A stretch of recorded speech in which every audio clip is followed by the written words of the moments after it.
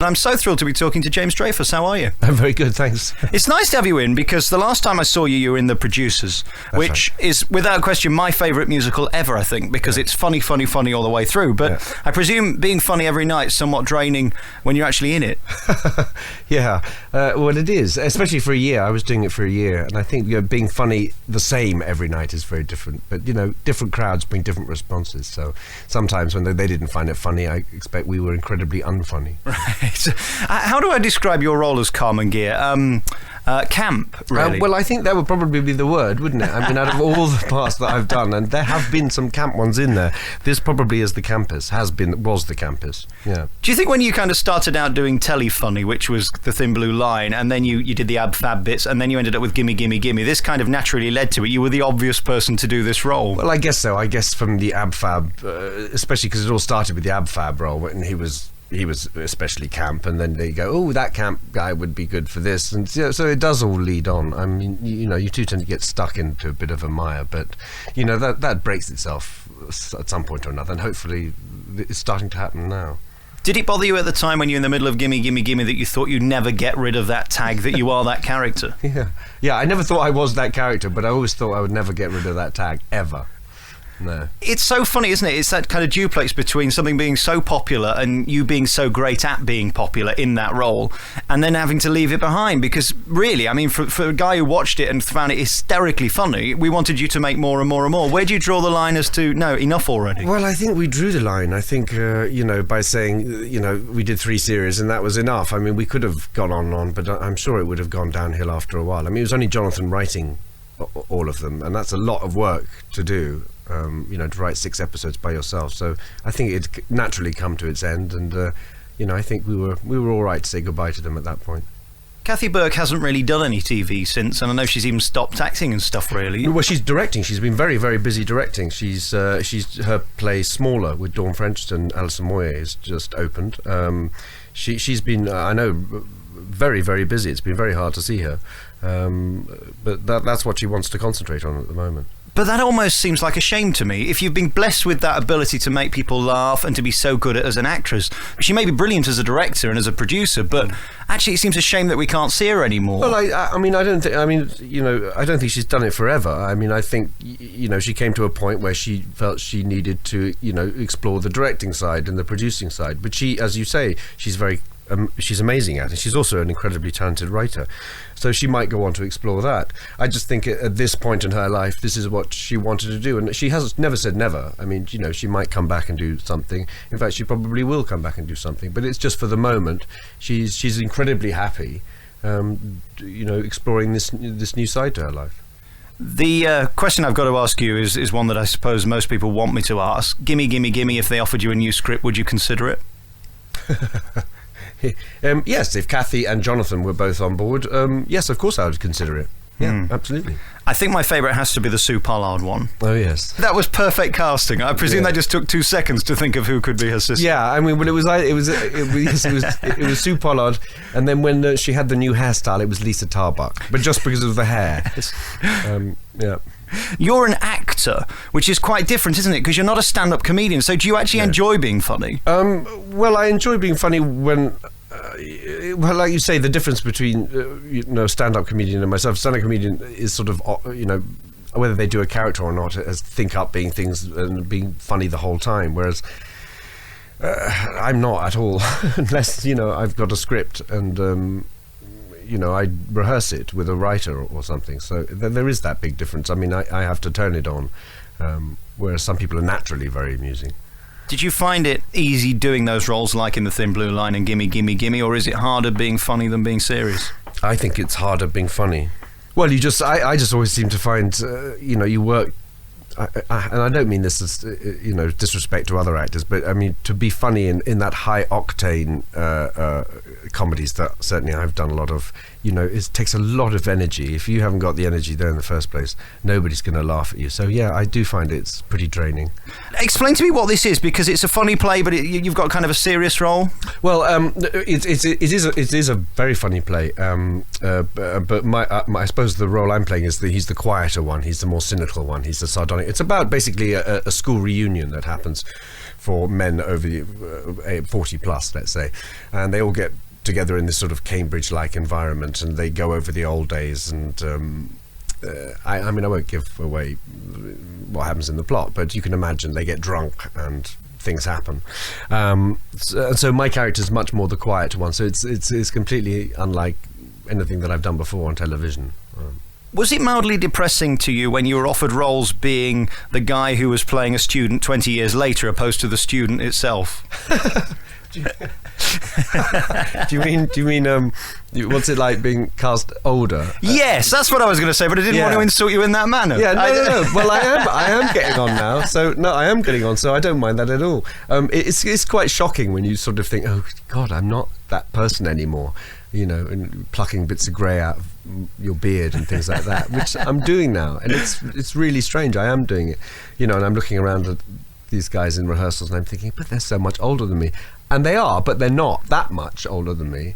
You know, I'm pretty nearly there. So, yeah, it is shocking. To answer your question, it's shocking and horrible. For an actor, though, is it better being older? Because if you think about it, really, there aren't many great roles for 19-year-olds. Well, I mean, there are. There are. You know, all the young romantic leads are all young. The Romeos and the Hamlets, they're all young.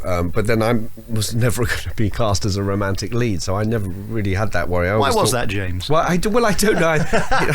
Something about my face that just isn't romantic, stuff. But. I've completely lost my train of thought now. Where was I? See, talking about your appearance and your beauty, you see, it's just my beauty, you, hasn't it? Yes, my beauty. Yeah, when that didn't work, I always look forward to getting older, and because I thought that's when the good parts would come, or that's when the character parts would come, and I guess it's what I am, I suppose, as a character actor. Can I just shift that microphone 1 second? Am I eating in my fingers? No, yeah. there you go. Yeah, so I suppose that's what I am, as a character actor. And so it doesn't really bother me in acting terms of getting much older, no. You're in the producers for just over a year, and now you're doing this play. I mean, we don't see you much on the telly anymore. I occasionally see you on Paul O'Grady or something like that. I mean, is it a better medium for you doing the theatre? Well, I'm about to be back on the telly. I've been away not doing the telly because I've been doing telly. So I'm doing the My Hero, the new series of My Hero. And then I also filmed this a comedy drama for ITV called Double Time, which will be shown later on in the year. It's just I don't prefer one or the other, frankly. I like going from theatre to film to television. I mentioned to you earlier your role in The Producers and the fact that it is my favourite show, and I think the reason it's my favourite as a viewer is because it's just so outrageously spectacular, it's so over the top, it's so big. For one gag, he builds a whole new set in a different colour just for a joke. Yeah. To me, you had the best role in it because you were on stage about 4 minutes, but you stole the show in those 4 minutes. I mean, there's something good about that, or is that not the case? Well, I don't know. About something good about being on stage for 4 minutes? Yes, that's marvellous. Being on stage for 4 minutes. I'm not sure that I stole it, but I mean, that's very kind of you to say, but it was a part which did lend itself to being quite over the top, and it was written like the arm movement. Sorry for those of you who haven't seen the show, but there is an arm movement in it which has sort of become quite legendary now. But that's great if you can be on stage for 4 minutes and have this outrageous character. No, that's a good thing. It is the scene that steals the show, where they sing "Keep It Gay," and you have your partner. I think it's Roger Elizabeth Debris. Yes, Elizabeth Debris. And you're his common law assistant. That's right. Is that right? Yes, I don't quite know what that means, but it still makes me laugh. Yeah. And then you go into this song "Keep It Gay" with an amazing cast, and yes, I definitely go and say. Listen, I've been in it for a year. I'm jaded. don't listen to me. I mean, it is bigger than any other show in the West End, really, isn't it? In terms of set and production and the big numbers. Yes, it is. Yes. Do you prefer something a bit smaller? I mean, do you prefer a play opposed to a musical? Does that bother you? Well, I prefer the show that I'm doing now, Donkey's Years, which I haven't got in yet. So there we go, Donkey's Years at the Comedy. I do prefer. I must say, I do prefer smaller plays. I do prefer sort of knockabout comedies or serious drama, but I do prefer it on a smaller scale. Those big musicals you can do once every 5 years, and then that's about it. That's enough, is it? That is enough. And life as an actor, then? I mean, is it like being a student? You kind of sleep until 4 p.m. and then mince into work and perhaps do 2 hours on stage and then go for drinks and dinner and then get home. Yeah, I mean, what is it like? That's exactly our life. We don't do anything. No, we do. We work very hard, actually. to put a play on like this, takes every day intense rehearsals, lots and lots of doing it again and again, getting it wrong. I mean, it's deceptive, the amount of work that does go into something, especially if it's a bit like a farce where you have to learn coming in and out of doorways, dropping all that type of thing. It takes a lot of work, actually. The critics in the West End are interesting because I was reading, you just mentioned Smaller earlier, and I think the Evening Standard cruelly wrote, this show will run and run and run, hopefully out of the West End.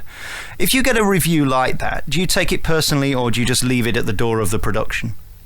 Well, I mean, obviously you take it personally because if they're writing particularly about you, you take it personally. But, I guess the thing about theatre critics is at least all the theatre critics in London can do it and have been doing it for a very long time. So at least you're dealing with people who go to the theatre a lot.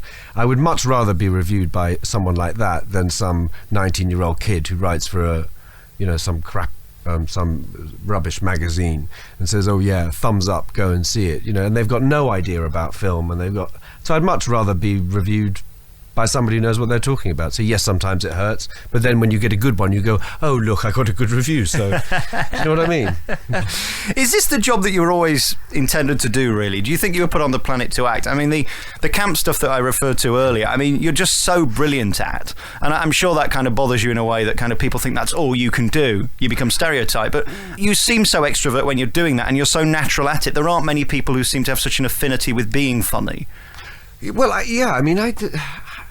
think sort of, I do kind of believe that, you're born with a funny bone, and whatever it is, you don't learn it. I mean, you can hone technical things, but you can't. It's not something I can learn, or I could never impart what I know to somebody else. I could never, because I don't know what it is. I think, when I sort of realised at an early age, I could, make some people laugh. It's an amazing gift, and you use that gift. It can get you out of a lot of trouble. It can also get you into a lot of trouble. But I sort of do think that acting was what I really was, what I was here for. It's the only thing that made sense to me, and I couldn't do anything else. So. Is there any dream role? I mean, is there anything left to do that's going at the moment that you'd like to do? Well, I'd love to play some of the Shakespeare villains. I played Cassius and Julius Caesar about years ago, and I loved that. I'd love one day to do Iago from Othello. I think you'd be marvellous as the Phantom of the Opera, something like that. Oh, well, there you go. There's another one. James Dreyfus, it's always nice to see you. And go and see this new play. It's on at the Comedy Theatre. It's called Donkey's Years. And it opens when? 27th of April previews, and opens on the 9th of May. How nervous do you get at this point, or is it still open? Extremely nervous. Really? Is that why you're shaking now? Is it just because of the booze? Quaking. Yeah. That's the booze. Listen, good to talk to you. Good luck with the new show. Donkey's Years is on at the Comedy Theatre. James, thank you.